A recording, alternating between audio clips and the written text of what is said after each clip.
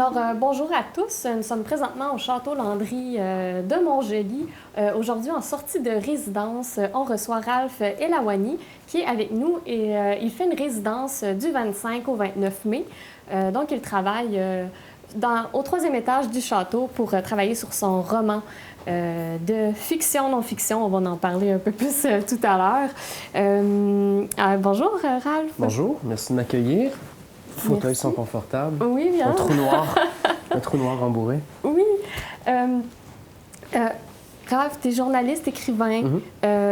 Tu as une maîtrise en création littéraire. En littérature. Ouais. En fait, tu es auteur d'une biographie du romancier et cinéaste Emmanuel Côte, C'est complet au royaume des morts, et d'un essai sur la contre-culture au Québec, Les marges détachables. Tu as été deux fois récompensé par le Grand Prix du journalisme indépendant, ainsi qu'un prix d'excellence de la SODEP en 2019. Félicitations. Et tu écris souvent des articles qui se retrouvent dans Le Devoir, Lettres québécoises, Jeux, Nouveaux projets, 24 images. Donc, tu es un peu partout. Ouais. Tu as également de l'expérience dans le domaine du cinéma québécois. On va en parler un peu plus tout à l'heure. Et pour l'instant, j'ai goût de te souhaiter re-bienvenue au château, en fait, parce que c'est ta deuxième fois au château ici. Oui, c'est la deuxième fois que la porte s'ouvre pour me laisser entrer. Tu étais avec nous, avec nous en novembre dernier. C'est ça. Juste avant une tempête, puis je suis reparti. J'avais justement un truc en cinéma qui m'appelait à Montréal. Fait que j'avais fait la route en me disant que j'espère que j'avais pas de problème avec la voiture pour revenir. C'était un peu l'enfer parce qu'il y avait une tempête qui commençait. Mais oui, là, c'est beaucoup plus clément. Ça fait du bien d'être de retour. Oui. Dis-moi, comment tu t'es retrouvé à faire une résidence de création à Montjoly? À Montjoly, je crois que c'est Annie Landreville. J'avais un vague souvenir d'Annie qui parlait de Montjoly, du Château Landry, au cadre d'une conversation qu'on avait eue il y a longtemps. Puis je voulais simplement m'exiler pendant un bout. Je joins l'utile à l'agréable. Fait que je vais aller ici. Là. La famille de ma mère vient du bas du fleuve, fait que c'est pas très loin de Montjoly non plus. Et ça a donné au mois de novembre quand j'ai proposé le projet en disant je pourrais aller faire une résidence là. Ça fonctionne tout de manière un peu comme des dominos. On finit par en faire une, puis les autres ouvrent leurs portes. Oui, c'est ça. Pas comme un carnage, mais c'est vraiment c'est plus des portes qui s'ouvrent que des portes qui se ferment. Donc, la vie t'a emmené ici. La vie m'a emmené ici, c'est ça. C'est super. Et dis-moi d'abord, comment la littérature, le journalisme, le cinéma, comment c'est arrivé dans ta vie? Est-ce que c'est arrivé tôt, cette chose-là? C'est arrivé tôt, mais ça c'est pas devenu le centre de mon univers, vraiment. Moi, je viens de la musique, là. Je viens du... Ah oui, OK. Oui. Tu jouais des instruments? Oui, en fait, je viens au départ du plus loin où j'ai un peu de contrôle sur le quotidien autour de moi, puis sur ce que je faisais quand j'étais gamin, puis que j'avais un peu de... Quand j'ai commencé à avoir des goûts, disons, vers 8, 9, 10 ans, c'était des trucs... Non, mais je veux dire, tu sais, au sens où tu dis « je veux ça », puis quand tu fais des dessins, les bonhommes ont des chandails avec certaines particularités. Les lignes vont être horizontales plus que verticales, puis ils vont avoir des marques. C'est comme un signe d'aliénation parfait. Là, mais il y a un bout où tu te dis, bon, ça m'intéresse. Puis, dans mon cas, c'était le skateboard. C'est les années 90. Puis, dans les années 90, il y a un retour de ce sport-là à grande échelle. Là. Il y a eu plusieurs creux de vague, puis il y a eu plusieurs pics à l'histoire de ce sport. Et puis là, j'emprunte un long détour, mais vous allez voir, ça nous ramène à ta question. Je suis pas inquiète. Il y a eu plusieurs... C'est un peu des montagnes russes, l'histoire du skateboard. Puis cette histoire-là s'accompagne de différents courants musicaux qui ont été au bout du jour et qui étaient partagés par les amateurs du sport et moi. Mon lien avec le skate, c'est les magazines, mais c'est tout le milieu. Quand on allait voir les gars faire du skate dans la rue pas loin de chez nous, puis on s'était acheté des planches avec mon meilleur ami de l'époque. C'est comme une culture du skateboard. Oui, mais ça c'est ma première exposition à ce qui est une sous-culture. OK. Puis je dis ça parce qu'il y a une constellation de choses qui s'installent autour. Tu sais, les magazines qu'on lit à l'époque, comme Big Brother, Thrasher et autres, Transworld, qui est comme la bible du skate à l'époque. C'est un gros magazine avec des publicités en couleur, puis des annonces pour des groupes qui s'en viennent, puis des événements et tout ça. On est captivé par ça, moi et mon meilleur ami de l'époque. On est captivé par à peu près 2 ou 3 choses. Le fait qu'un jour, on va dépasser 5 pieds. mais littéralement, on y pensait en se disant, ah ouais, on va vraiment être des hommes quand ça va arriver. Ça, l'idée de fumer. Tu sais, c'était même pas parce qu'on... de fumer. Oui, fumer. On trouvait ça ouais. tellement mystérieux, les gens qui fumaient du pot ou qui fumaient les cigarettes. Fait qu'on chaque moment où on pouvait trouver un paquet d'allumettes puis essayer d'allumer quelque chose pour faire comme si on fumait, on essayait. J'ai encore une cicatrice ici sur la main d'une brûlure que je me suis auto-infligée à l'époque en faisant du skate dans une cour d'école, en essayant d'allumer un faux joint, je sais pas qu'est-ce qu'il y avait dedans. Ça devait être comme un post-it qui avait été roulé à l'époque. C'était de la mystification complète. Tout ça pour dire qu'Antoine Picard-Marchand, mon meilleur ami de l'époque, qui est devenu l'homme le plus fort au Canada pendant un certain moment, on a vraiment 2 trajectoires différentes. Antoine et moi, on faisait du skateboard, on lisait les magazines, mais on écoutait aussi la musique que les skaters écoutaient.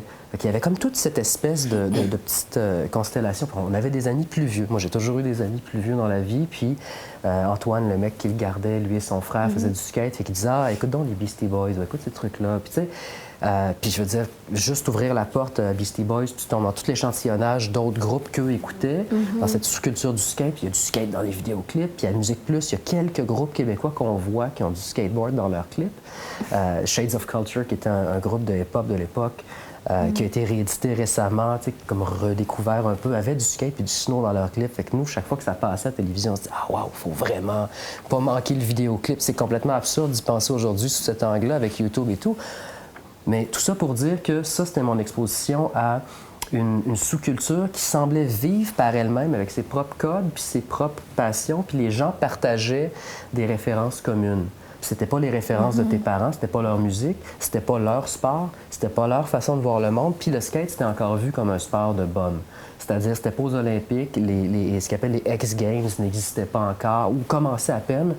Et c'était vraiment un truc de traîneux. C'est un sport où tu te promènes, puis ça coûte à peu près rien. Fait que c'est l'envers du hockey 3A. Tout ça pour dire qu'à partir du skate puis de la musique, il y a toute cette attitude très rebelle qui vient avec. Tu veux, puis c'est comme une scène célèbre de tous les films de skate, à part les scènes où les gars se cassent la gueule, qui sont toutes ramassées au milieu du film normalement. Il y a ces scènes où la police court après des gens. Ou dans des parcs ou des agents de sécurité et tout. Puis nous, on trouvait ça cool, c'était le côté hors la loi.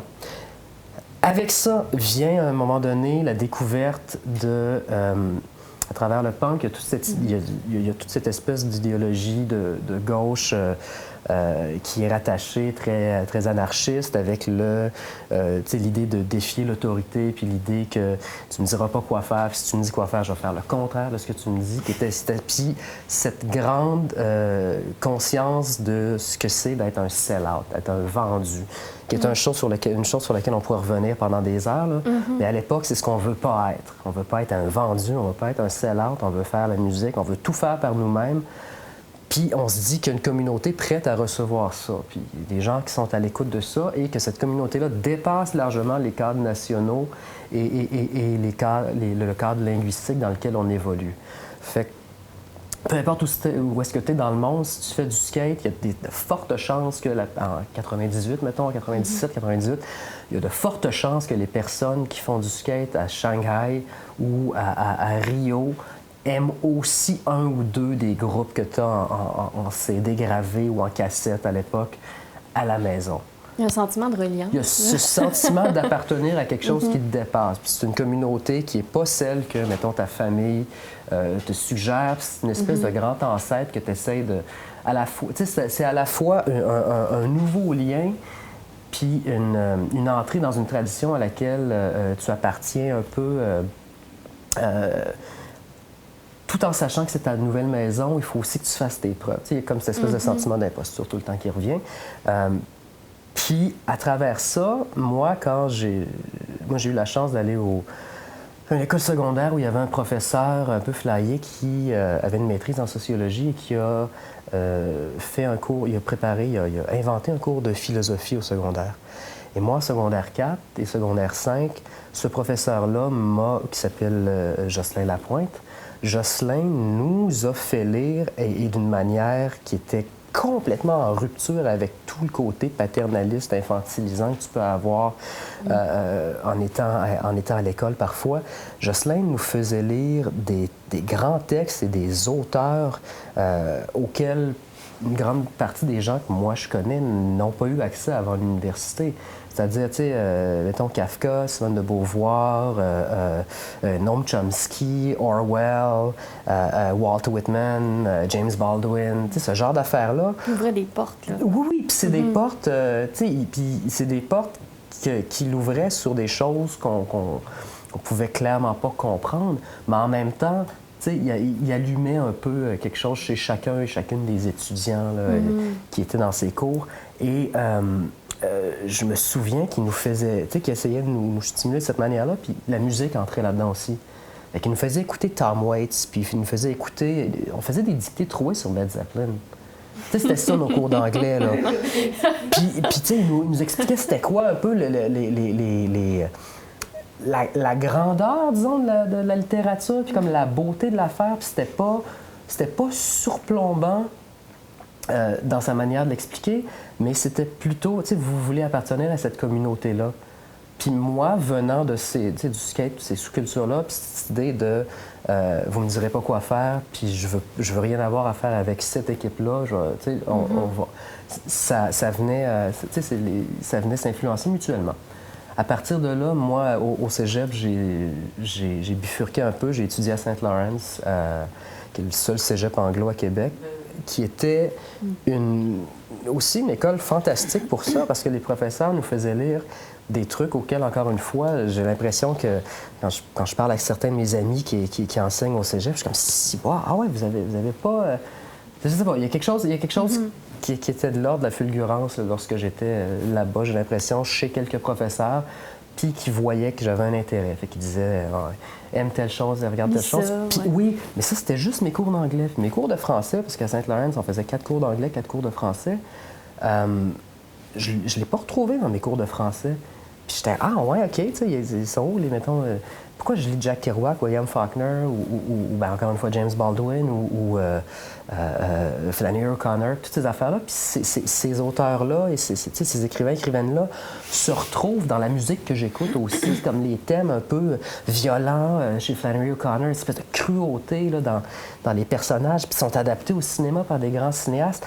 Pourquoi on me parle, tu sais, pourquoi il n'y a pas cette espèce de prestance-là dans mes autres cours? Puis pendant longtemps, je l'ai traîné, ça, avec moi, tu sais, C'était-tu une frustration? Oui, c'est ouais, une frustration. Parce que il y a comme Puis je l'ai juste découvert, puis je suis allé à McGill après, j'ai fait un bac en littérature anglaise avec une mineure en philo, puis je m'intéressais aux écrivains américains.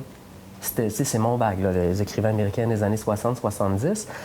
Puis en sortant de l'université, moi, je faisais déjà de la musique, je tournais. J'avais un groupe avec ma blonde de l'époque, puis dans ma tête, c'était la continuité de tout ça, le skate. On allait, puis elle et moi, on se disait, on étudie les deux en art, on fait nos affaires, on fait notre musique. Puis tu sais, quand tu fais du punk rock, puis quand tu proviens un peu de cette culture-là, c'est plus cool d'être un drop-out de l'université que de le finir. Il y a quelque chose un peu comme ça. C'est une sorte de culture. Oui, mais moi, je regardais Joe Strummer des Clash, puis tous mes héros, c'était des gars qui avaient lâché l'université parce qu'ils étaient comme art school. Non, j'ai pris ce que j'avais à apprendre. Est-ce que tu as lâché? Non. Okay. Non, j'ai pas été hyper présent lors de mon bac, je te dirais. C'est un peu là où j'en venais parce qu'on avait un groupe et on se disait, bon, au pire, on lâchera, mais on aura, mettons, une galerie qui va faire telle affaire. Tu sais, on avait des plans, des idées de grandeur. Et à travers ça, j'étais aussi disquaire. Okay. Je travaillais en dessous de la table. Là, je suis un disquaire montréalais de l'époque. Puis j'ai fait un peu ma culture musicale parallèle et plus large à travers ça. Et chez ce disquaire-là, il y a certains des employés qui étaient très littéraires aussi et laissaient traîner des fois des bouquins.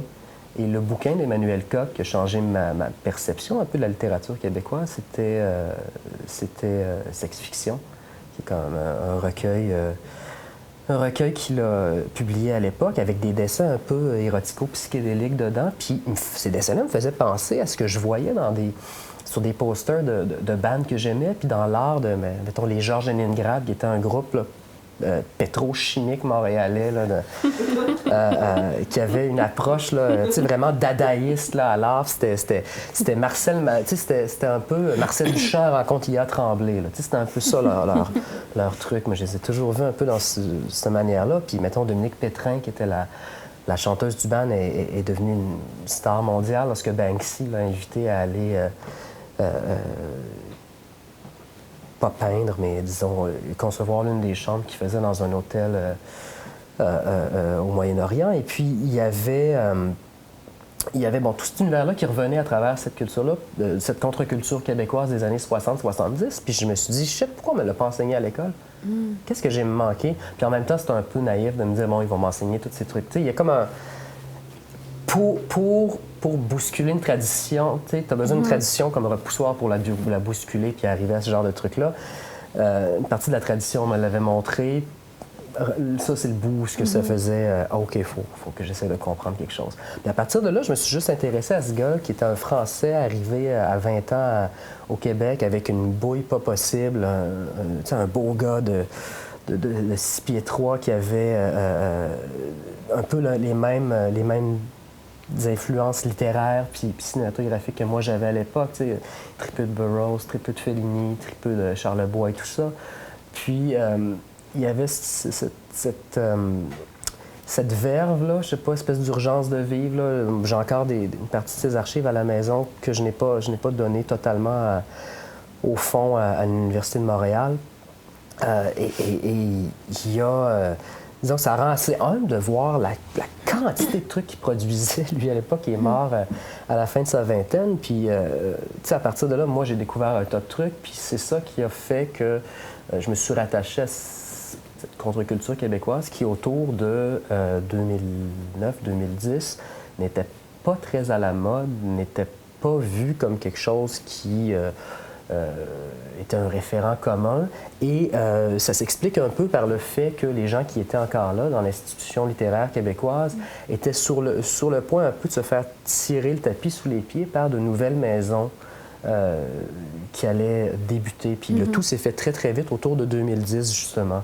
Et après 2012, après les grèves étudiantes, et on a vu un shift complet dans les... partiel, mais très fort, comme 3/4 fort. On est de l'historie. On a vu un shift dans le paysage politique, mais culturel aussi. Tu sais, il y a des voix, puis tu te dis, d'où elle sort cette personne-là? Ah oui, elle parlait fort en 2012, on la voyait à telle place. Puis tu sais, il y a des réseaux qui se sont créés. Ça a changé beaucoup de choses. Ça a changé énormément de choses. Ouais. Puis de 2012 à 2015, quand on voit l'autre espèce de tentative de grève aussi forte, qui n'a jamais été aussi forte, on voit complètement deux générations d'étudiantes. Même si c'est simplement 3 ans qui les séparent. Puis tu sais, tu as une génération qui est celle qui a grandi en quelque sorte avec Internet. Puis tu as l'autre génération qui arrivait, puis qui était Internet mobile, disons. Là. Puis tu as l'autre génération qui était un peu plus bigarrée, puis c'était pas exactement les mêmes revendications. Puis c'était pas, tu sais, il y a comme un bout où tu te poses des questions, puis tu te dis, bon, qu'est-ce qui s'est passé, puis qu'est-ce que j'ai pas vu arriver? Et au bout de ça, d'après toi, le Québec, présentement, est rendu où dans la contre-culture? Écoute, la contre-culture, c'est comme je te disais tantôt, ça a besoin d'être pas parallèle, mais d'être complètement perpendiculaire à quelque chose. C'est pas... Je pense qu'il y a un bout où ce que ça devient une farce qui fait partie de la culture dominante lorsqu'elle fait juste protester tout le temps puis faire la même espèce de petit festival de on n'est pas d'accord avec telle chose, si elle n'a pas une idée complètement différente qui ne reproduira pas ce contre quoi elle se bat. Tu sais, au sens où c'est pas assez de juste dire on va remplacer toutes les mauvaises personnes de la compagnie par des personnes gentilles ou des personnes de toutes les origines ou whatever. Si la manière dont la compagnie a produit du mal, du négatif, des passions tristes pendant autant de temps, va continuer de se perpétuer. Moi, c'est un truc qui me semble un peu... c'est le côté radical de la contre-culture, puis le côté naïf un peu qui peut jouer dans ces cas-là. Puis tu sais, au Québec, présentement, on est dans la même situation un peu que le reste du monde entier, c'est-à-dire que c'est l'impératif de produire du contenu chaque jour, de s'offenser, de s'offusquer, de dire qu'on est dans telle on est baigné là-dedans, en fait. On baigne là-dedans. Les réseaux sociaux oui, et tout ça, on est oui. vraiment... On baigne dans tout ça à tous les jours. Oui, on baigne dans une espèce de mélange entre un présent éternel puis une nostalgie qu'on a choisi un peu cherry-picker, là, en se disant, moi, ça va être ça, mon histoire, ça va être ça. Puis on est surtout beaucoup dans les réponses avant les questions. Il y avait cette vieille phrase-là marxiste qui disait là, c'est quoi l'idéologie? C'est quand les réponses arrivent avant les questions. Puis je trouve que les médias sociaux sont un peu la mise en quart de toutes ces affaires-là. C'est-à-dire, il y a le bout, on est toujours en train de te dire voici 3 manières de consommer pour que ce soit mieux dans ta vie. Voici. Il y a toujours cet impératif-là. Il n'y a pas d'impératif il n'y a pas une compagnie qui va dire consomme moins de notre produit. C'est un peu la manière dont les gens, j'ai l'impression, se présentent aussi. T'sais. Quand tu te mets à dire, bon, ils consomment moins, mais tu fais du contenu encore, c'est comme exponentiel. Tu peux pas juste tirer la plug. Puis ce luxe-là, celui de tirer la plug, est en voie de devenir un truc, tu sais, de vivre complètement là, en autarcie. Là. C'est en voie de devenir un truc, c'est en voie de devenir un privilège. Tu sais, c'est dans la Silicon Valley où les gens ont des enfants qui touchent parfois pas à des ordinateurs parce qu'ils veulent les préserver du monde qu'ils ont construit. Tu sais, ça, c'est un bout où on se pose des questions, puis ça commence à devenir intéressant de voir pourquoi ce régime-là est correct pour certains, puis pourquoi il n'est pas correct pour d'autres. Tu sais, pourquoi c'est correct de dire au monde, ah, tu manges comme ci, fais comme ça, mais c'est pas correct de commencer à dire, ouais, mais à place de consommer toute cette bullshit-là, vous devriez peut-être montrer plus de telle chose au lieu. Il y a comme un côté où on commence à chialer parce que ça sonne trop élitiste, mais l'autre, c'est correct parce que c'est comme du paternalisme sans père. Là. Moi, j'ai le goût de prendre la perche pendant que tu bois une gorgée de bière du catch. Tout ce que tu portes, tout ce que tu viens de nommer, tu as nommé la Silicon Valley, ça fait partie du roman que tu es en train d'écrire présentement. Je me disais, comment tout ça... Est-ce qu'il y a un peu de tout ça dans le roman que tu es en train de construire présentement? Il y a beaucoup de tout ça, puis il y a beaucoup de tout ça dans l'idée de... Puis, tu sais, je suis dans ce roman-là, puis dans des recherches parallèles à ça depuis des années, puis je me rends compte que ce roman qui se passe dans le Silicon Valley, où, en passant, une bonne partie des gens qui sont à l'origine d'Internet et de la Silicon Valley et de la bulle technologique sont des gens qui proviennent de la contre-culture. Tu sais, c'est comme... ça vient pas de familles suburbaines, là. Fait que, tu sais, il y a tout ça qui vient jouer dans l'histoire sur laquelle je travaille. Et je me rends compte que, merde, j'y échappe pas. C'est vraiment quelqu'un qui cherche une alternative dans cette histoire-là. C'est comme une espèce de personne qui voudrait finalement... oui, parle-nous-en un peu qui voudrait démissionner de ce travail non rémunéré dans lequel elle est pognée. Puis le livre, qui pour l'instant porte le titre d'Application, sous-titre Application, roman du marché des comportements futurs.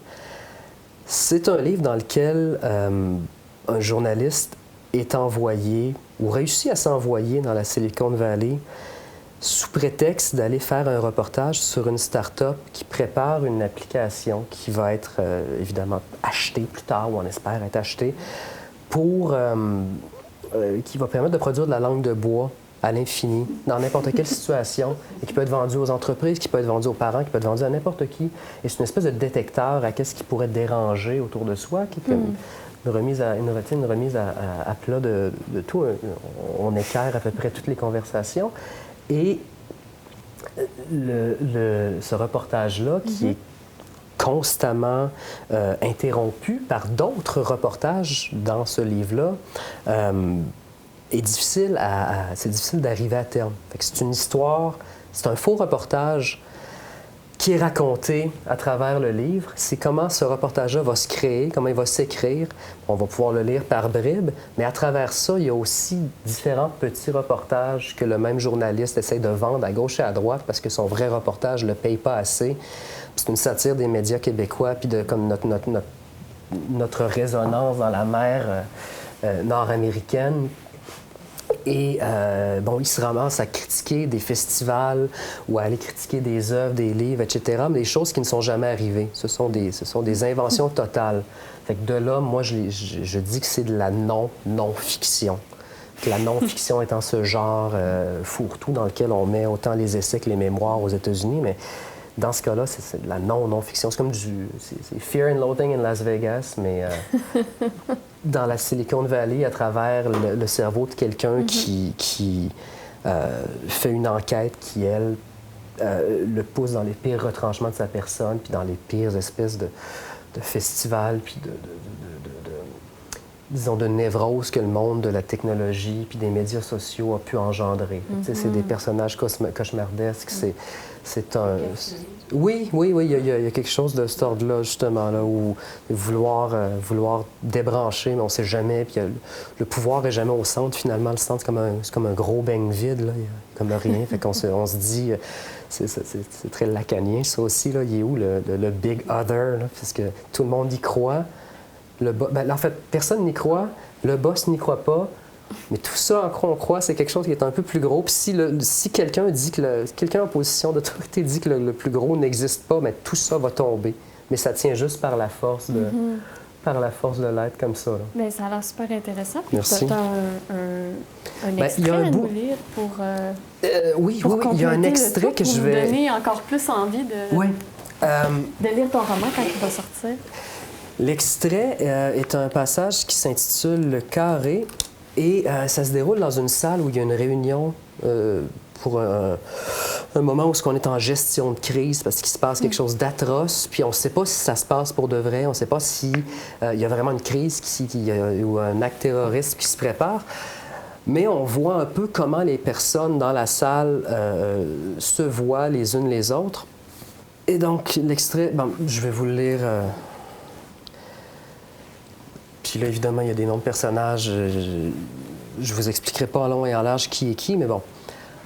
La première à franchir le seuil de la porte est Anne-Marie. La table est un naufrage au milieu de la pièce, comme chaque matin. Graduellement, tout le monde prend place et le rituel se répète, sans la fausse conviction du début. Mais le protocole est encore assez vivant pour que la procédure se déroule point par point. Daniela est assise à côté de Griselda. Ses yeux sont rougis, comme si elle avait encore passé une demi-heure au téléphone avec son père pour savoir si 6 000 $ était vraiment trop cher payé pour un manteau. The price of a small car. Visiblement, son père n'avait jamais acheté, encore moins conduit un small car. À sa droite, Griselda a gardé sa contenance. Un petit gars, ça pleure pas, un boss non plus. Chaque fois que je la regarde, je me retiens de lui demander combien elle a dans son compte de banque. Qu'est-ce que ça te fait de dépenser 20 $? As-tu vu 20 $ récemment? Dans ton métavers, est-ce que les 20 $ existent? Est-ce qu'ils ont une couleur ou les as-tu imaginés transparents pour pouvoir regarder des visages de femmes fortes, différentes, chaque jour à travers eux? 8 personnes végètent poliment autour de la table. Ricotta et Formaggio sont debout, en retrait. Aline est allée s'asseoir par terre et elle a enlevé ses souliers parce que pourquoi pas, puis c'est pas de tes calices d'affaires. Les cahiers de notes de tout le monde sont fermés comme en attente d'une vérification. Tellement de fournitures de bureau qu'on pourrait espérer qu'une chine de singe passe les prochains 100 000 ans à réécrire par accident l'œuvre de Shakespeare et toute la glose des Pléiades. Votre macaque a chié dans mon moleskin, monsieur. C'est un chimpanzé, pauvre con, pas un macaque. Il s'agit de mon fils. Ma plume est décapsulée sur la calice de table. En se butant contre mon bloc-notes, le papier boit l'encre à la tétine d'acier et forme des métastases dans un coin de la feuille. Griselda me le fait remarquer. Et juste au moment où je m'apprête à lui demander si elle veut m'en acheter un autre, en or, elle prend la parole pour dire que, considérant la situation mondiale, l'entreprise a pris la décision de nous laisser le choix de partir ou de rester. La possibilité de démissionner n'est pas abordée. Daniela est fouettée par la suggestion. Vous êtes libre, ma belle. Oui, mais c'est lourd de conséquences, tout ça. On sent les yeux rougis se porter sur Griselda. Daniela l'empalerait sur une défense de narval, si seulement elle savait ce que c'est. Et si elle avait l'assurance qu'il ne s'agit pas d'une culture ancestrale d'un peuple dont elle ne risquera pas à prononcer le nom. La décision est prise à un autre niveau, dear. Je suis désolé, c'est pas mon show ni le tien. Si Griselda avait des couilles, c'est exactement à ce moment précis qu'elle les aurait grattées. Regarde mes gros œufs de canard. As-tu déjà vu ça, du poil sur un œuf brun? Notre équipe attend la réponse de Francis, qui finit par dire qu'il voudrait prendre un moment avec son équipe. Griselda sort, Daniela sort, chose dont j'ai oublié le nom parce qu'il ne faisait que sourire et dire « À tantôt, guys! » Chaque fois que je le vois, j'ai l'impression que ça sent le bat. Comme, regarde, est-ce que je sens le bat? Francis prend finalement la parole et explique qu'on laissera personne en plan, mais qu'il faudra que quelqu'un reste puisque le mandat nécessite une dernière ronde de révision. Un ciment prend graduellement toute la place et Francis se retourne, emportant avec lui les yeux de 6 autres personnes autour de la table. 6 autres personnes qui fixent désormais Anne-Marie. Si je reste, vous restez tous, mes câlisses. Voilà. Oui! Wow! C'est rough, des fois, la vie, hein? Il y a quelque chose qui saisit, tu sais. Ouais. En tout cas, moi, ce que ça me fait quand je l'ai lu d'avance un petit peu. C'est une grande violence habite ce garçon. Ben, tu parlais de la satire, là, oui, qui est très présent dans... Oui. Ben, ouais. Puis là, moi, je me disais, tu sais, ça a comme un goût dans ton écriture. Tu sais, il y a une essence de ça. Puis je me disais, moi, personnellement, je trouve que la satire, ça décharge. Ouais. On l'a vu un peu. Ça peut choquer à certains moments. C'est comme toujours un peu sur la ligne. Je me dis, ça part de où dans toi, ça, cette chose-là? C'est quoi le moteur de quand tu écris, là? Il y a une ligne qui est comme celle que tu soulèves, là, tu sais, où est-ce que tu joues un peu avec le... Est-ce qu'on tombe ou est-ce qu'on reste? Ça me travaille beaucoup quand j'écris. Puis le côté satirique, c'est quoi l'expression? C'est la politesse du désespoir, là, le rire, c'est un petit peu ça. Moi, j'ai toujours préféré l'expression « là où on rit pas, il y a des camps de concentration » à celle d'Adorno, par exemple, qui disait que, tu sais, l'espèce de question, est-ce que la poésie est possible après Auschwitz? Moi, j'ai toujours préféré l'autre question, c'est-à-dire, l'autre observation, c'est-à-dire là où on rit pas, il y a des camps de concentration. Je trouve que le rire, c'est une chose qu'on prend énormément à la légère chez les intellectuels, alors que c'est probablement l'écriture la plus difficile à réaliser, c'est l'écriture humoristique. Puis le rire, c'est une question de timing. L'écriture qui porte ce type de parole-là en est aussi une. Est-ce que c'est naturel chez toi? Est-ce que je sais pas si c'est naturel. Oui, je me relis beaucoup. Puis, l'idée, c'est d'haïr ça jusqu'à ce que tu commences à trouver ça bon un jour.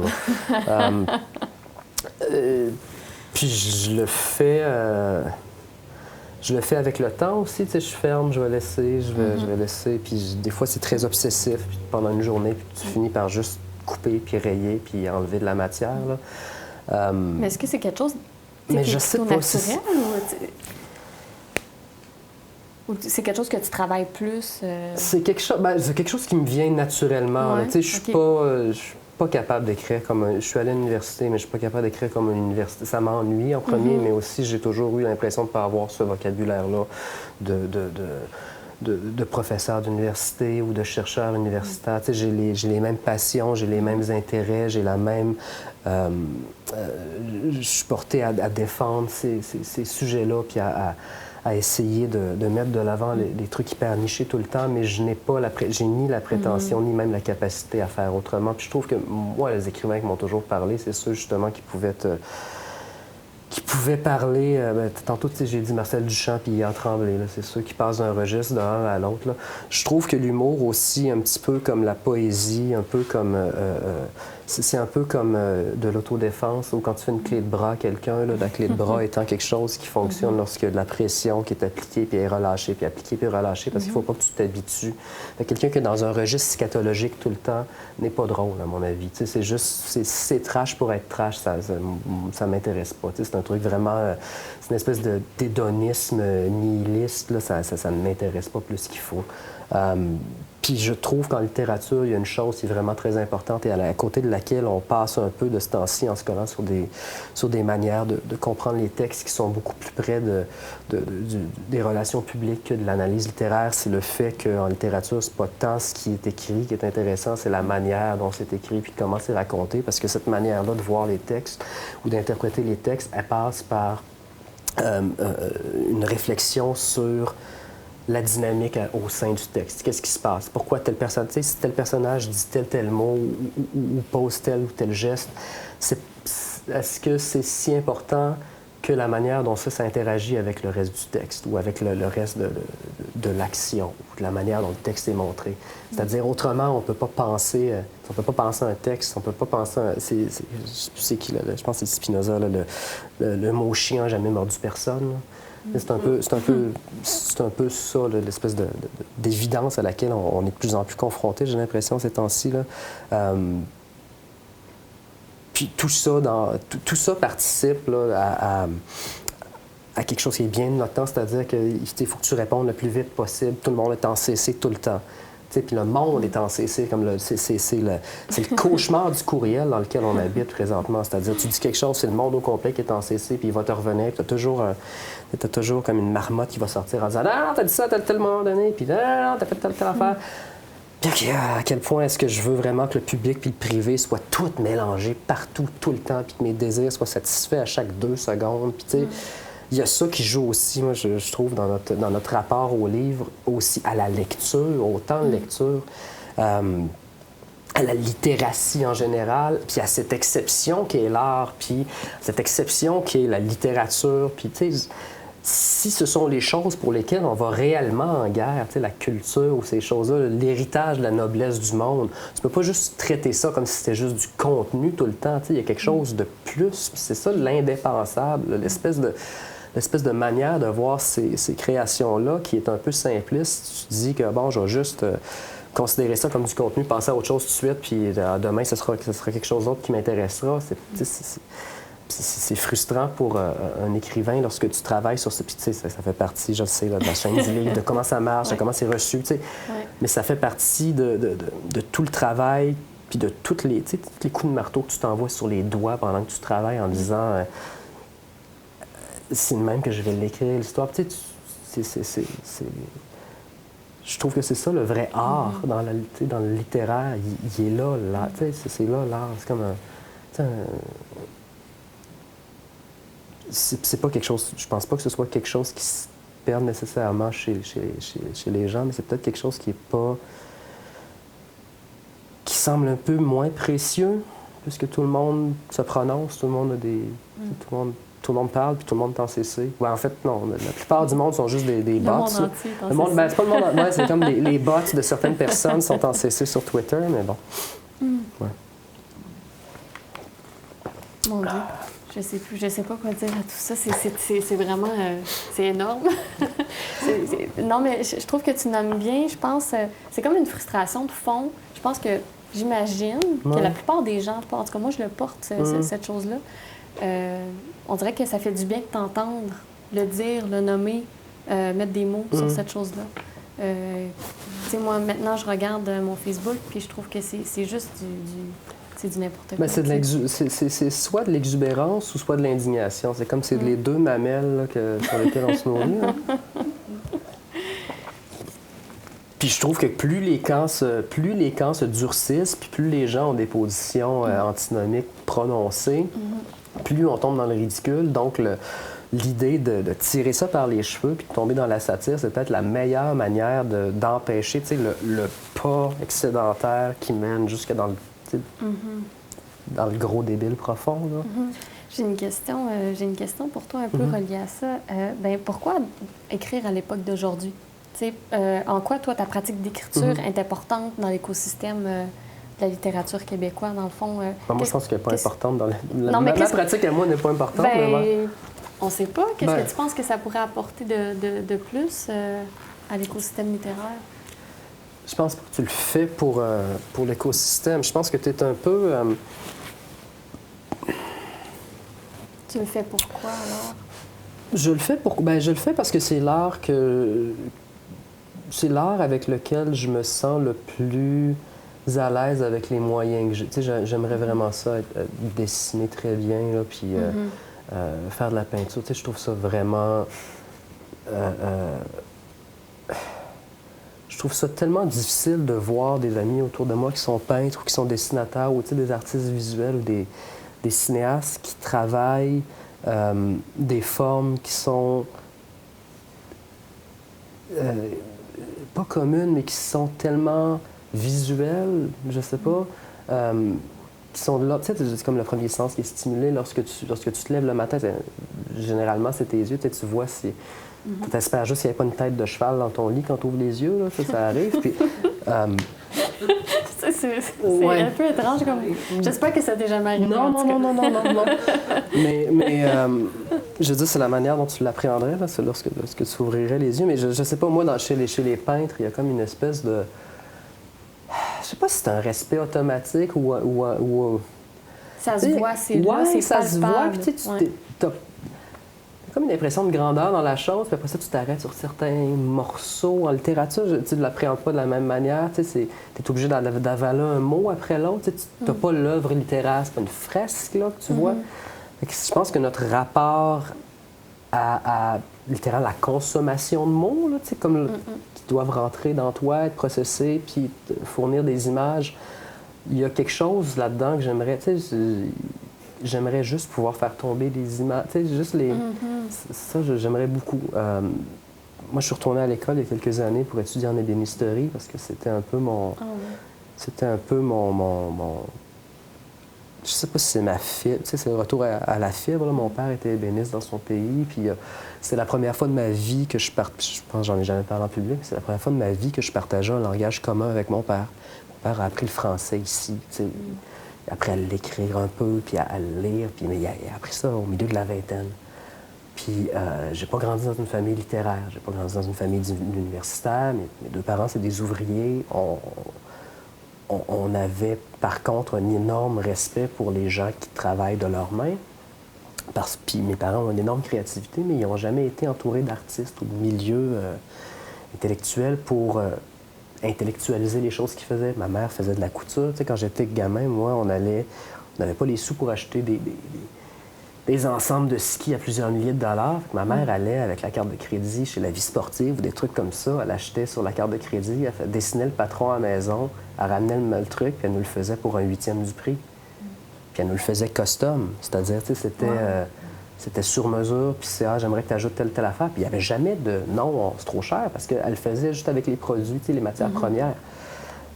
Et puis je dis ça parce qu'il y avait cet énorme respect que j'ai développé pour cette capacité à pouvoir faire, tu sais, comme je te disais, la tête qui penche, les idées qui tombent. Il y a un écrivain, Thomas Bernard, qui disait « Ce serait tellement plus simple si on pouvait faire ça avec la littérature ». Bien, en voyant mes parents, justement, tu sais, mon père gosser du bois, couper des affaires, puis disait, bon, on va fabriquer comme ça. Moi, j'ai un énorme respect pour ça. Puis en revenant étudier, je retourne au cégep à 35 ans, ça a été un peu ma manière, peut-être, d'essayer de comprendre ce que je faisais. Puis avec la littérature, tu sais, l'enlèvement de matière, c'est une partie de ça dans le travail littéraire. Là. Puis un grand travail de patience qui est aussi forcé en ébénisterie, d'art. Je pense que ça... Je pense juste à sabler. Oui, c'est ça. Puis tu sais, c'est des choses qui se voient. Puis ce qui est encore plus cool, c'est que lorsque tu connais le moindrement ces choses-là, tu les regardes avec un œil qui est complètement nouveau, puis qui est de l'ordre de ce qu'on disait un peu plus tôt, c'est-à-dire cette communauté-là de gens qui savent reconnaître le travail des pairs. On se comprend sur certains trucs. Là. Tantôt, je parlais de la personne à Shanghai ou Tokyo ou whatever qui comprend telle musique ou tel geste. Il y a ça aussi avec les bénistes. Oh shit, t'as un peu... Toi, t'as manqué là, t'as sablé, t'as manqué une partie du sablage, là, je le vois. Ah oh, moi aussi, je l'ai vu. Tu vas voir, c'est un respect additionnel au travail de la personne qui le fait. Puis ça, en littérature, je pense que c'est quelque chose ou en art en général, ça, c'est quelque chose qui revient, mais l'intérêt pour la fabrication avec la matière puis l'architecture de l'affaire, ça, c'est quelque chose qui a été ajouté, je pense, qui complémenté un peu mon parcours. Ouais. Oui, j'ai comme une impression, un effet d'entonnoir. Je sais pas comment dire sur je pense un peu comme ça en général. Puis j'ai beaucoup de... J'ai des craintes un peu irrationnelles tout le temps lorsqu'il faut que je parle devant des gens parce que je sais que j'ai tendance à faire ça, puis à aller noyer tout le monde dans une espèce de bassin exponentiel. Tu sais, c'est comme C'est des lacs superposés, puis à un moment donné, tu touches le fond, tu es ah, shit, qui est encore avec moi, puis où est-ce qu'on était avant? Faut non, mais remonter en fait, c'est hyper pertinent parce que tu nous partageais, si je le reprends bien, tu nous partages tout ce qui est de l'ordre plus matériel, quelque chose qui est tangible. Un art qui, c'est ça qu'on peut faire avec les mains. Ouais. Où je voulais en venir, c'est, je trouve que c'est intéressant dans le travail que tu fais, cette chose-là, parce que c'est, je sais pas, moi je me disais, aïe, aïe, OK, est-ce que si tout le monde se mettrait à plus écrire, à faire des poèmes, on comprendrait-tu plus les écrivains? Je sais pas, tu sais, il y a comme quelque chose de... Je sais, en même temps, c'est le fun qui reste, tu sais, un peu...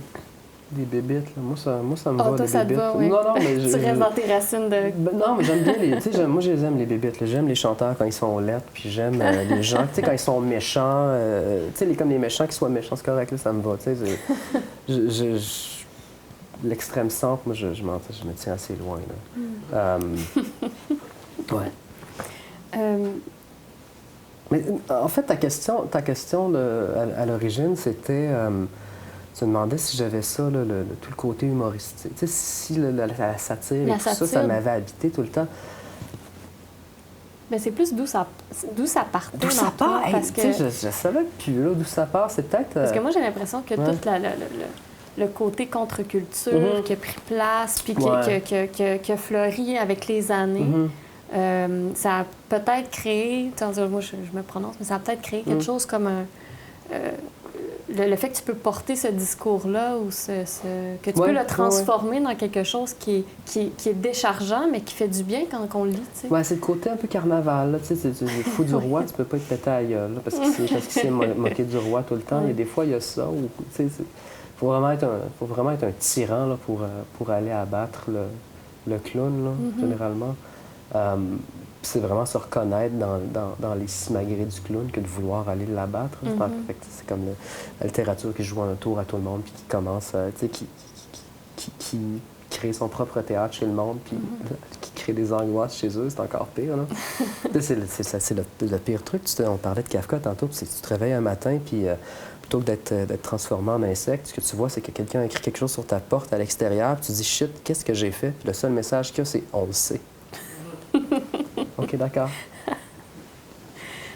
C'est super intéressant. Je me disais, dans tes sujets d'intérêt, ben là, tu as le journalisme, on a parlé de la contre-culture, il y a plein de choses, là.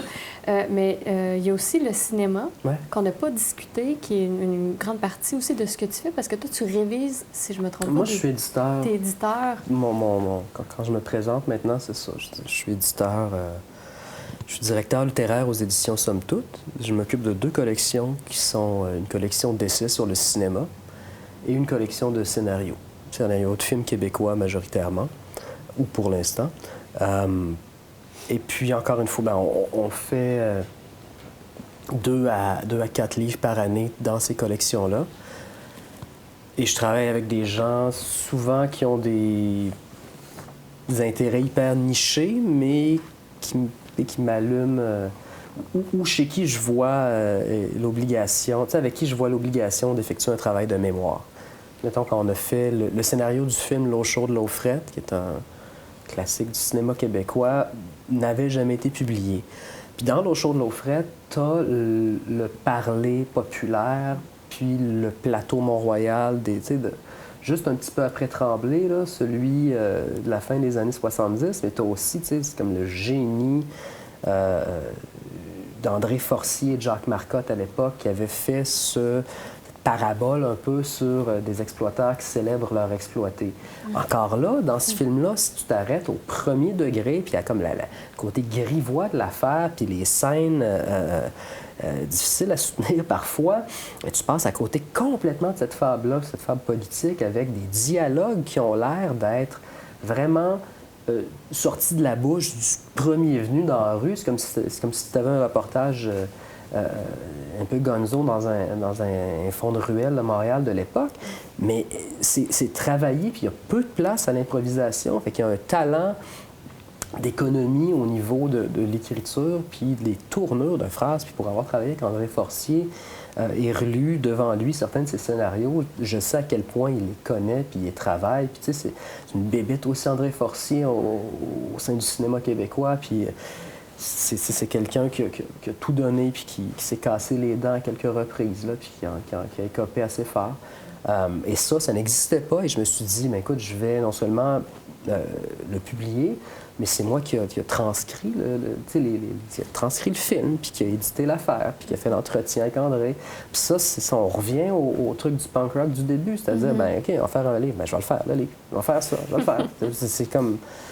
Tu sais, si je voulais faire beaucoup plus de... Tu sais, je veux dire, je pourrais y aller travailler en publicité 40 heures semaine, puis faire je sais plus quelle autre affaire. Tu sais, c'est pas quelque chose que j'ai jamais fait, puis c'est pas quelque chose qui m'est impossible, mais il y a ces projets-là qui me travaillent encore, puis qui me permettent au moins cette réalisation-là de « Ah, shit, OK, peut-être qu'on a au moins... » Tu sais, on en a gardé un parmi nous. Tu sais, on a fait... On l'a, ça. Puis il y a quelques personnes qui vont l'avoir vu, puis il y a quelques personnes qui, la prochaine fois, qui vont être face à une œuvre à laquelle ça fait référence, ou une œuvre qui découle un peu de ça, ou une œuvre qui est en opposition à ça, ou une œuvre qui prend complètement le contre-pied de ce qu'il disait, puis qui disent non, je pense que tu t'es trompé sur telle affaire. Bien, ils vont comprendre, puis ils vont dire ah, OK, il y avait ça aussi qui s'est fait, puis ça fait partie de mon, ça fait partie de mon bagage, puis ça fait partie de nous autres, puis ça fait partie de ce qu'on est beaucoup plus qu'un tas d'autres trucs. Tu sais. Puis, comme directeur littéraire, comme éditeur, moi, mon rôle, c'est d'amener ces gens-là qui écrivent à être à pas être les meilleures versions d'eux-mêmes, c'est un peu idiot, là, à produire la meilleure, je sais pas, la meilleure version de ces textes-là, puis les mettre en page, puis de les penser aussi de manière non seulement littéraire, mais en matière de design, de les penser, comment est-ce qu'on va le... Tu sais qu'on a fait le truc d'André Forcier, le livre est accompagné d'une série limitée, d'un petit carnet qu'on a fait en référence au film. Puis tu sais, ils ont tous...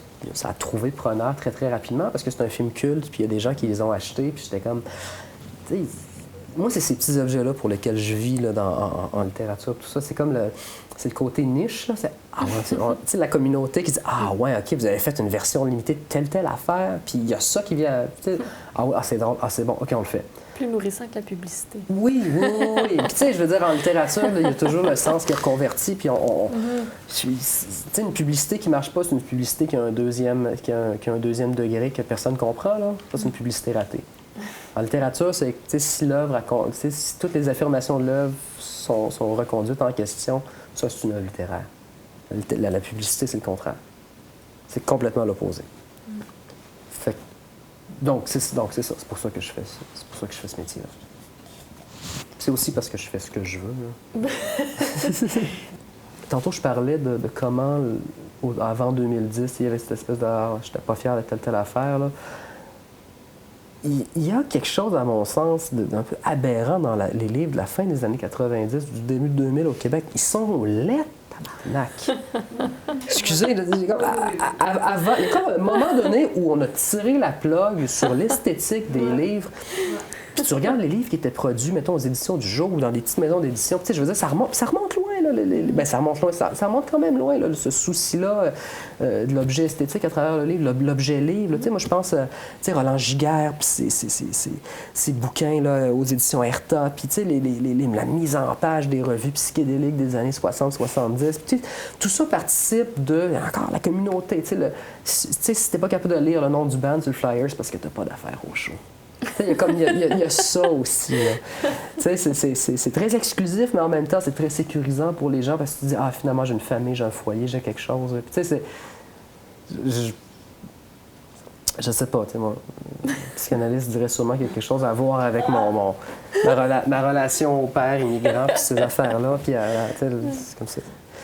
Mais bon, tout ça pour dire que la facture esthétique, moi, je la traite avec un énorme souci. Puis, il y a toujours ça qui vient peser. T'sais. Même si le livre ne se vend pas énormément, les gens qui sont interpellés par ce genre de soucis esthétiques finissent toujours par dire, même s'ils ne lisent pas, finissent toujours par dire Oh shit, OK, d'accord. On fait ça ici.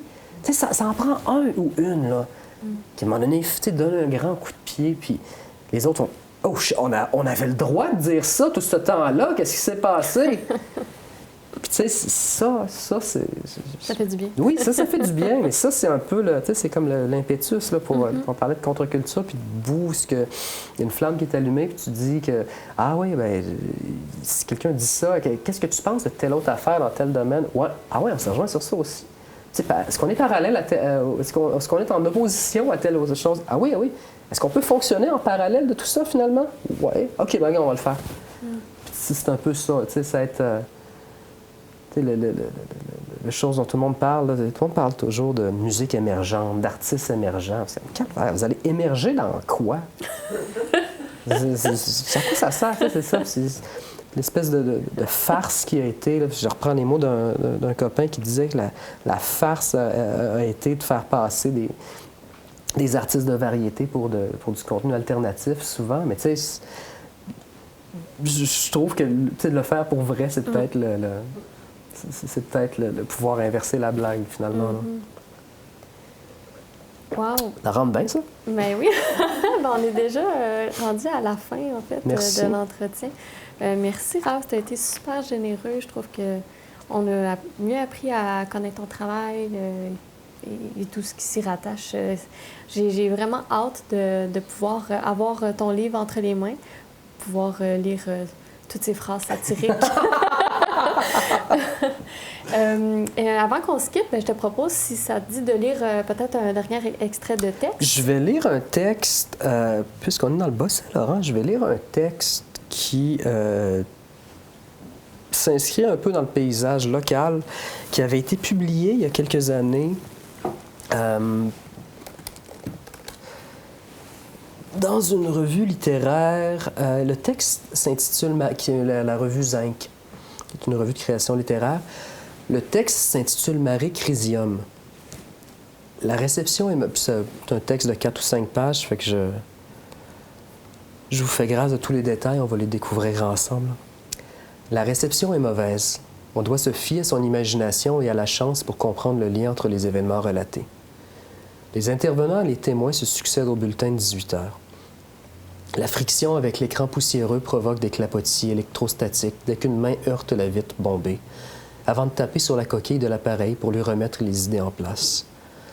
La rondeur de la vitre donne corps, grâce au luminophore exalté, au résumé de la journée, détaillé par rubrique. Les secondes de neige noire et blanche qui espacent les extraits sont les miettes d'un temps que personne ne réclame, et que la boîte à images s'accorde à elle-même, lasse d'être au service des voix dans sa tête. Le gîte est modeste, comme le prix des chambres. Un jour, elles seront équipées de téléviseurs couleur. L'appareil vissé au comptoir d'accueil sera aussi remplacé. L'Homère éteint, incapable de tolérer l'accent du fifi à Gaétan Montreuil au téléjournal. C'est un homme d'instinct. Le même instinct qui l'a poussé à acheter un bâtiment entre 2 villages gaspésiens. C'est aussi l'instinct qui lui a dit que les touristes américains allaient venir un jour. Expo 67 a aidé au rayonnement de la province. Depuis 2 ans, ils affluent vers le Rocher. Arc de Triomphe, monument préhistorique à la gloire de la joie de vivre. Et l'indécrottable identité de la région, celle que l'on ne rapporte que sur des cartes postales. Au lendemain de la bataille d'Austerlitz, Napoléon avait déclaré à ses troupes « Vous ne rentrerez dans vos foyers que sous les arcs de triomphe. » Au lendemain d'une cuite à la Molson, Lemaire avait déclaré à son fils « Tu rentres travailler. » Dans ce gîte, une préférence pour les Américains se manifeste par des élans de zèle dont on ne soupçonne pas les propriétaires capables. Une augmentation de la demande en haute saison offre presque le luxe de choisir ses clients. On se gêne de moins en moins pour inviter les avides de communion avec le Québec profond à aller se grimer en compagnie des autres tapettes de la cabane de Gaspé. En d'autres mots, on n'a pas de place. Of course, we still have room, madame. What? The moon? Oh yes, we see it good here. Why? The spaceship? Yes, a man was here. You look at the moon with the telescope, the big telescope. He was on the journal the other day. L'Homère allume une cigarette et se plante les bras dans les manches d'une maquina usée avant de se rendre à l'établi récupérer une pelle, un râteau et des sacs poubelles. À l'entrée de son lot, la carcasse d'un animal attire les mouches. A roadkill? Where is it? Is it a dog? A raton, maybe? Oh, how do you say? A raccoon? Le gisant dégénère Amputé d'une partie de ses pattes arrière, la dépouille du Golden Retriever tient en place en position couchée, dans une obscénité rehaussée par les viscères qui ont été expurgés quand le camion ou bien la voiture d'un fêteur a roulé sur l'animal. Sous la pression, les orbites ont craché les yeux. Le collier de la bête semble avoir fusionné avec le corps et cette langue qui pend à la gueule du cabot, une grimace que l'Homère efface en décollant le Golden du sol avec sa pelle. Les chiens ont honte de mourir. Ils se cachent quand l'horreur est venue. Ils n'imposent pas le fardeau de leur faim. Quand l'homme intervient en devançant le processus, la nature le lui rend bien. Allô, Charrette, c'est l'Homère. Comment vont les étoiles? Tu regardes ça? Ah oui, tu regardes ça de proche? Toujours ton télescope? Ah oui. Les Russes vont aussi lancer une fusée. Les calices. S'ils nous battent, on va avoir la faim, hein? Écoute, je sais pas comment te dire ça, mais j'ai trouvé ton chien, je pense. Non, je veux dire, je l'ai trouvé mort. Il s'est fait frapper par un camion. Non, je suis désolé de te l'apprendre. Vaut peut-être mieux pas que tu le vois. Je pense pas qu'il a souffert. Ah, il était parti depuis une semaine. Ah ouais? Bon, écoute, je vais demander à mon garçon d'aller l'enterrer sur ton lot. Non, tracasse-toi pas avec ça, là, je pense que c'est mieux de même. Non, dis-moi, as-tu des nouvelles de la Marceau? Oh oui, j'en ai envoyé d'autres cette semaine. Hey, c'est pas une farce, je cherchais des Indiens dans le bout. Bernard? Oui, justement, il est devant le programme à TV. Assis à la table de la cuisine, Bernard entend son père et lève les yeux. À la télévision, une animatrice de Radio-Canada discute avec un scientifique. La mission Apollo 11 sera bientôt lancée depuis le Centre spatial Kennedy en Floride. L'Amérique vivra l'événement en direct, mais avec un délai qui reste à confirmer. 20 observateurs amateurs québécois passionnés par la sélénographie ont reçu des directives transmises par la Smithsonian Institution de Cambridge. On envisage de faire de quelques-uns d'entre eux des membres de la British Astronomical Society. Bernard, switch donc ça au poste anglais, ça va te pratiquer. Là, écoute bien, j'ai laissé les restants du chien à Charrette dans le char. Dans un sac. Il s'est fait frapper. Là, j'ai pas le temps de m'en occuper. Peux-tu te rendre utile et aller domper ça quelque part? Je sais que c'est dégueulasse, mais je veux pas que ça reste chez nous. Attends, ils parlent de la mission. Là. Ils disent que les Russes envoient aussi une fusée, mais qu'il n'y a personne dedans. As-tu entendu? Les Russes envoient une fusée. La fusée des Russes a l'air d'un tas de canage qui signe du tape. Je t'en passe un papier. S'il arrive sur la Lune avant les Américains, je déménage en Russie. Sais-tu si le monsieur et la madame de la chambre 7 partent à soir finalement? Le bonhomme m'a dit que sa femme dort mal depuis 3 jours. Je sais pas c'est quoi, c'est le manger ou la chaleur qui lui fait faire des rêves pas possibles. Aucune idée. Bernard enfile un T-shirt et quitte la cuisine. La cloche du comptoir d'accueil sonne. L'Homère part en direction du bruit. Un couple dans la mi-trentaine caracole derrière 2 minces colonnes de fumée émanant de ses mégots mal éteints dans le cendrier posé sur le comptoir. À la vue de la scène, l'Homère prend un instant pour asseoir sa présence dans le décor, se cramponner à une dignité qui semble échapper aux 2 clients. Puis il intervient d'un simple « oui ». La paire désire une chambre pour la semaine. Le visage de l'homme ne lui revient pas, une bouille qui dit tous des mots à venir. Et ce blaireau qui s'agite entre le nez et la lèvre supérieure comme une rature dans un document secret. Et cette petite qui a l'air d'une call girl. Et cette manière qu'a l'homme de prononcer les « O », cette rondeur de la bouche, probablement la même rondeur qu'avaient les « O » qui sortirent de la suce des emperruqués de la cour du roi de France lorsqu'il disait « Mais allez-y, prenez-les, nos empires coloniaux. S'il y a une chose que j'aime encore moins que les indépendantistes, c'est les Français qui viennent nous rappeler pourquoi il y en a des indépendantistes, » dit l'Homère. J'ai pas de chambre de libre, mais avant une coupe de jours. Avec la Saint-Jean-Baptiste, vous savez, les jeunes, là, ils descendent fêter, puis ceux qui ont une job se permettent de rester à l'hôtel. Il y en a un autre gîte un peu plus loin, si vous voulez. La tenancière s'appelle Madame Marceau. Vous lui direz que c'est l'Homère qui l'envoie. Qui vous envoie. Le visage quoi? L'homme fixe l'Homère. Il renifle, décrispe son expression et salue son interlocuteur d'un « monsieur ». Le couple repart. Dans l'entrée, Bernard salue l'homme et la femme d'un dodelinnement de la tête. Le moustachu l'accoste. Les journaux arrivent mal jusqu'ici, hein? Non, ils sont à l'heure, dit Bernard d'une voix qui a toute la virilité écrasante qui dit toute la virilité écrasante de son interlocuteur. L'homme esquisse un sourire dont le sens échappe au jeune homme, puis déverrouille sa portière. La femme lui sourit aussi, enchaîne d'un clin d'œil aussi cryptique que le sourire de son homme, et abaisse ses lunettes fumées. La voiture démarre et quitte la scène. Bernard rentre et se dirige vers la salle de bain.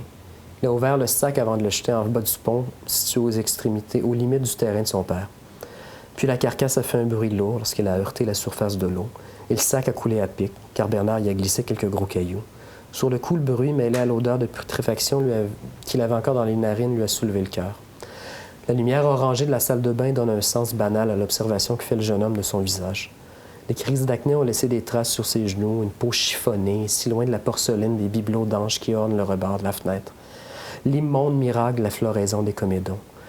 le résultat de l'hypersécrétion de sébum, la flore cutanée en pleine prolifération. Bernard pense à la Lune et à ses cratères qu'il a observés chez M. Charette à l'aide du télescope. Le téléphone sonne. « Oui, Bernard, écoute, je te remercie de ce que tu as fait pour mon chien, pauvre bête. Ce ne sera jamais pire que celui d'avant qui a sauté en bas de mon camion, qui s'était encore attaché après. J'ai dû le traîner 5 quarts de mille avant de m'en rendre compte. Dis-moi, ton père est en forme aujourd'hui? Je dis ça parce que j'ai croisé 2 Français à la station-service et le gars m'a dit qu'il cherchait l'hôtel de la bonne femme Marceau. Je me suis dit que ça pouvait être juste parce que ton père les avait revirés de bord. Il se les renvoie, ces deux-là. Elle, c'est les Anglais, puis ton père leur envoie les Français.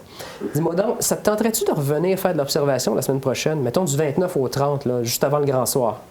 OK, parfait. Dans la nuit du 29 au 30 juin, en rentrant chez Barrette, Bernard caresse dans sa chambre un astronaute vêtu d'une combinaison extravéhiculaire. Dans une valse érotique, il mène d'une pièce à l'autre du gîte de son père et contemple le reflet dans la vitre du casque.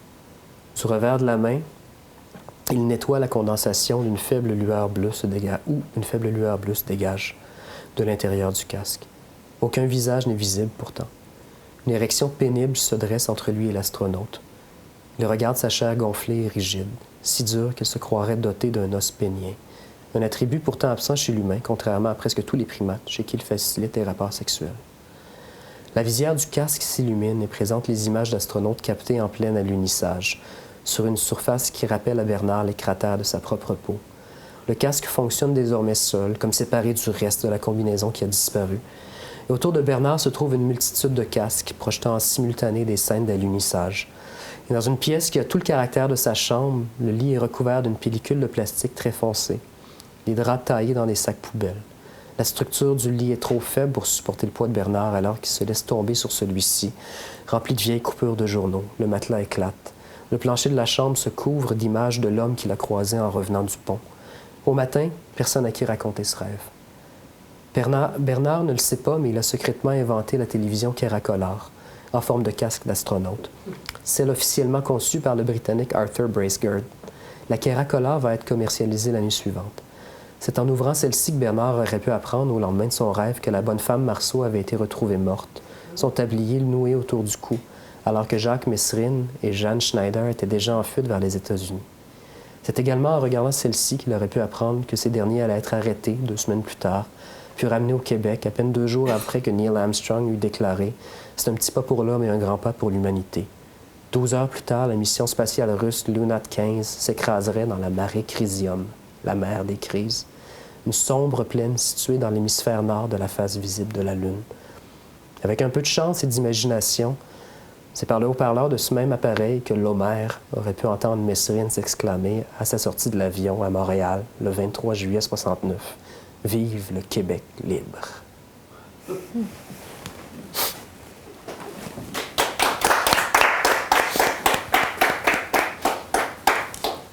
Merci beaucoup. Lecture, merci. Donc, merci à tous d'avoir été à l'écoute. On se retrouve très bientôt pour une autre entrevue, une sortie de résidence. Et merci à nos partenaires TVM qui ont été là ce soir pour filmer et les librairies Liboukou et l'Alphabet. On se dit à très bientôt.